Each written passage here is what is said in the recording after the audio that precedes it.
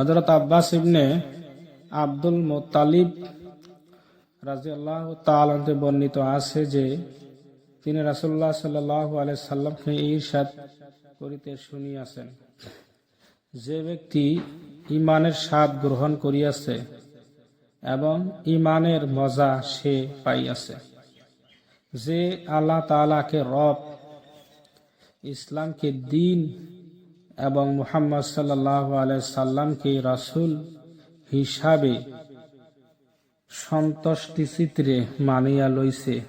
মুসলিম। ফায়দা অর্থাৎ আল্লাহ তাআলার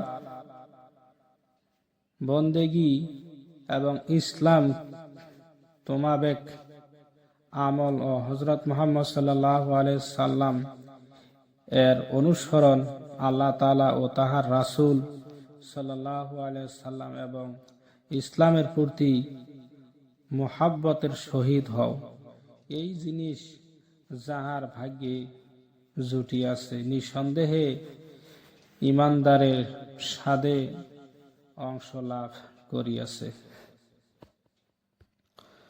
হযরত আনাস রাদিয়াল্লাহু তাআলা আনহু বর্ণনা করেন যে রাসূলুল্লাহ সাল্লাল্লাহু আলাইহি সাল্লাম ইরশাদ করিয়াছেন, ঈমানদারের স্বাদ সেই ব্যক্তি পাইবে যাহার অন্তরে তিনটি বস্তু পাওয়া যাইবে। এক, তাহার অন্তরে আল্লাহ তাআলা ও তাহার রাসূলের মুহাব্বত সবচেয়ে বেশি হয়। দুই, যে কোনো ব্যক্তির সাথে মুহাব্বত হয় উহা শুধু আল্লাহর জন্য হয়।